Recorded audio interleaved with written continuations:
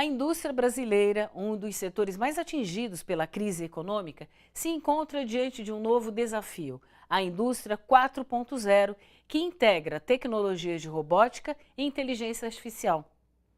Preocupado com a chegada desse modelo de produção, o Sindicato dos Metalúrgicos do ABC promoveu um encontro entre dirigentes sindicais e um especialista em inovação tecnológica. O objetivo é entender a questão para poder participar das decisões sobre política industrial. Enquanto outros países investem em inovações tecnológicas, o Brasil vai na contramão desta realidade.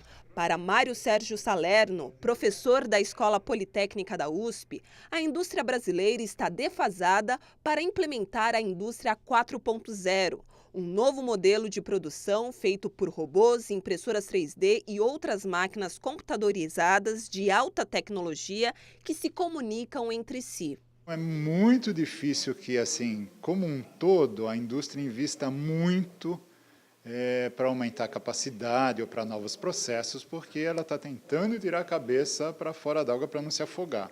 Tá? Então, eu não espero que tenha grandes transformações no curto prazo, o que pode, por outro lado, ser um problema, tá? Porque o mundo está se transformando, então a gente pode não produzir aqui e comprar importado, pode ser o pior dos mundos. O Sindicato dos Metalúrgicos do ABC está preocupado com a chegada da indústria 4.0 na região, polo importante do setor automotivo. Por isso, promoveu este encontro entre os dirigentes sindicais e o professor Mário Sérgio, especialista em inovação tecnológica. O problema para o país e para os trabalhadores é que na indústria automobilística será inevitável esse novo modelo de produção que chega com tudo por meio dos carros elétricos.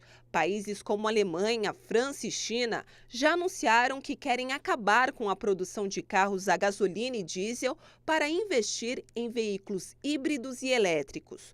Um sistema de produção altamente tecnológico e que requer profissionais especialistas, principalmente em eletrônica e engenharia da computação. Se você for comparar a produção de um carro elétrico com um carro como os que a gente conhece hoje, é muito diferente. Primeiro, o motor é completamente diferente. Então, o motor elétrico tem muito menos peças do que o motor convencional. E são peças, em geral, mais simples. Outra coisa é que o projeto desses carros todos é feito fora, o desenvolvimento é feito fora. Então, tem um conjunto de empregos, de engenharia, de desenvolvimento que não está aqui. Essas atividades não estão sendo feitas aqui. Significa que os testes talvez não sejam feitos aqui. Os acordos com fornecedores não vão ser feitos aqui. E isso puxa emprego. Os metalúrgicos do ABC reivindicam a participação na elaboração de políticas públicas industriais nos fóruns promovidos pelo governo federal. E é para se qualificar para o debate que realizam palestras como esta. Entrar nesses debates e entrar com propriedade, com peso nas discussões, com conhecimento daquilo que a gente está falando, é muito importante até para influenciar no destino da política industrial no país, sobretudo com essa nova visão baseada nos processos de indústria 4.0. A gente fala agora sobre a polêmica decisão judicial que causou indignação entre a comunidade LGBT. Um juiz do Distrito Federal liberou psicólogos a fazerem terapias de reorientação sexual em gays e lésbicas. Mas o Conselho Federal de Psicologia proíbe esse tipo de tratamento desde 1999. Para o Conselho Regional da categoria de São Paulo, a chamada cura gay é uma violação dos direitos humanos. A reportagem é de Vanessa Nakazato. Peu é de família católica. Quando contou aos pais que era gay, a mãe o encaminhou para a terapia psicológica. O objetivo dela não era reverter a homossexualidade do filho, mas ajudá-lo a ter certeza de que não era só uma fase vivenciada pelo rapaz.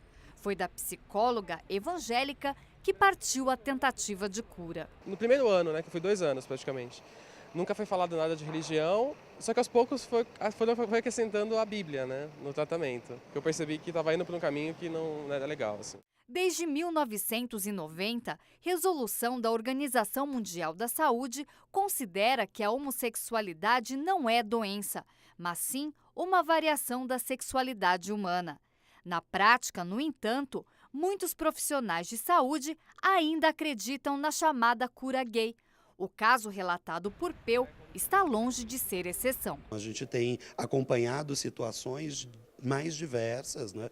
E um dos primeiros caminhos é o caminho da orientação, porque no momento em que a gente entende que a homossexualidade e de que qualquer tipo de prática sexual que não seja hegemônica, e entendimento delas como doença, a gente está ferindo um direito humano de expressão, né, das mais diversas formas de expressão da sexualidade do ser humano.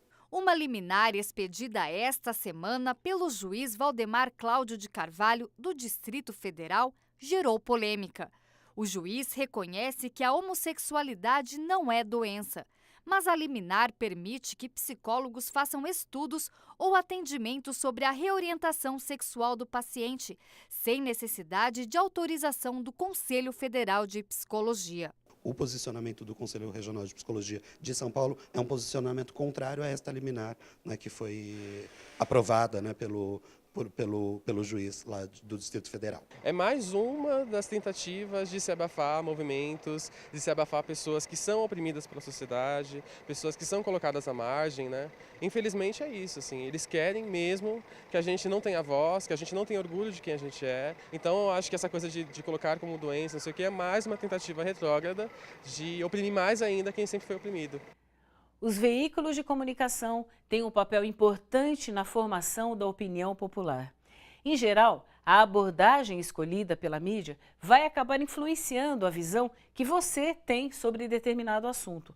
E foi pensando nisso que o primeiro Fórum sobre Imigrantes e Refugiados do Brasil teve como tema central a mídia, políticas públicas e o papel das entidades sociais na crise dos imigrantes e refugiados. A crise mundial dos refugiados vem gerando debates muitas vezes pautados por preconceito e desinformação. E a imprensa, se não tomar cuidado, pode acabar reforçando este preconceito.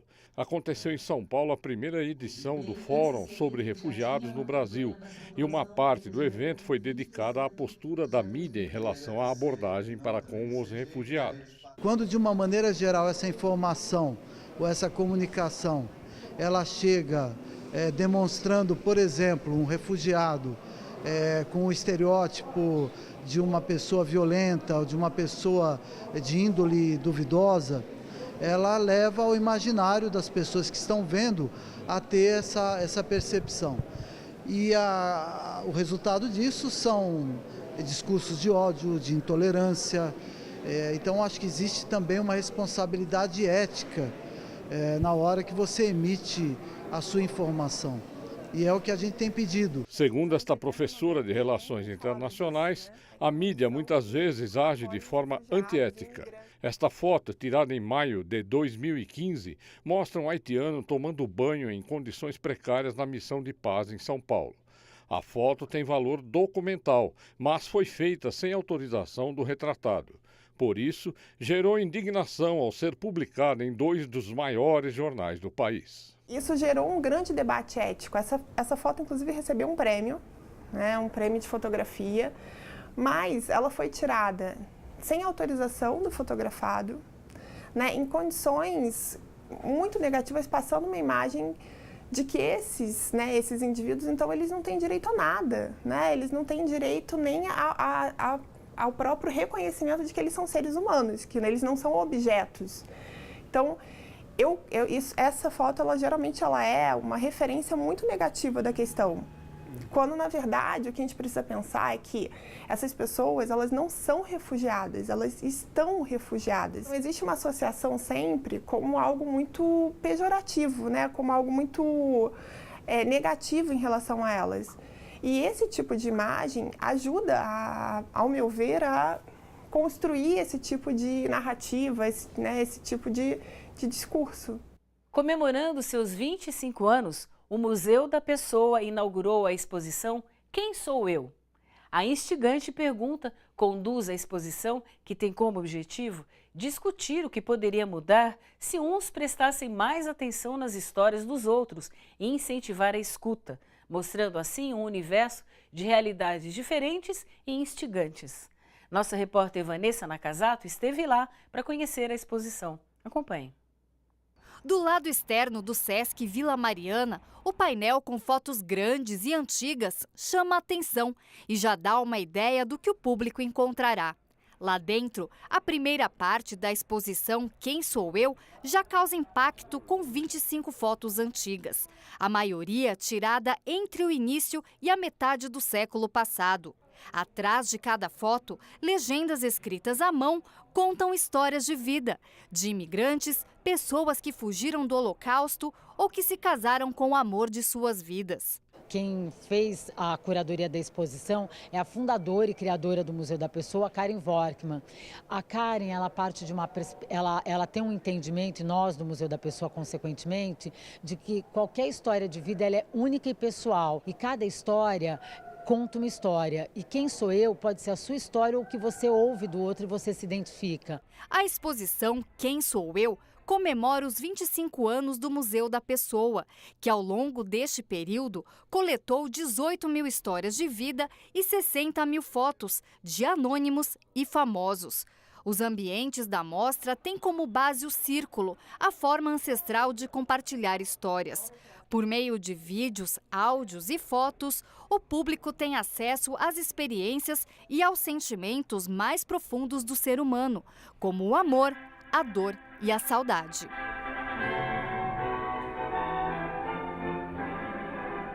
O museu considera que cada história é um patrimônio da humanidade, um patrimônio intangível, né? Então, cada imagem tem uma pequena história. Isso emociona muito a quem as vê, porque você reconhece sempre ícones e itens da sua vida também. Dona Maria Helena não sabia sobre a exposição. Entrou por curiosidade e se emocionou. Eu gostei das fotos, que são das décadas passadas, né? Eu acho muito bonito, acho interessante, porque eu sou da década de 50 e nasci na lavoura, no sítio, né? E todos os trabalhos que já existiam na lavoura braçais, eu já executei. Tudo. Hoje não existe mais. Aquela dos alemães, eu achei assim muito emocionante. A pessoa larga tudo e vem. Aliás, lembra um pouco a minha história, né? Porque eu não sou paulista. Eu sou da Bahia, sou baiana. Os meus pais moraram um tempo aqui, voltaram para lá e eu fiquei aqui, construí família, me casei. A exposição é interativa e quem vier para cá também pode deixar um depoimento. É só entrar nesta cabine, clicar o botão de gravar aqui no tablet e responder em 1 minuto a pergunta "Quem sou eu?". Os depoimentos são exibidos alguns minutos depois nesta tela de LED e passam a fazer parte da mostra. O Museu da Pessoa ele tem uma missão e tem uma máxima que a gente acredita que ouvir o outro pode mudar o nosso próprio jeito de ouvir de ver o mundo. Então, quando eu entendo a história do outro, quando eu me abro para escutar, eu passo a entender melhor o outro e desperta isso em você a tolerância. Então, eu acho que no mundo de hoje, tão conturbado, tão cheio de conflitos, eu acho que ouvir o outro é fundamental.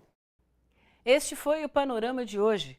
Você acompanhou a ocupação Povo Sem Medo de São Bernardo do Campo, com mais de 8 mil famílias acampadas. Viu também a campanha Direitos Não Se Liquidam, da Anistia Internacional, que alerta sobre as violações de direitos que a população brasileira vem sofrendo. E a decisão judicial que causou indignação sobre a cura da homossexualidade. No Panorama é assim, informação voltada ao trabalhador com ponto de vista dos direitos humanos e da cidadania. Até semana que vem.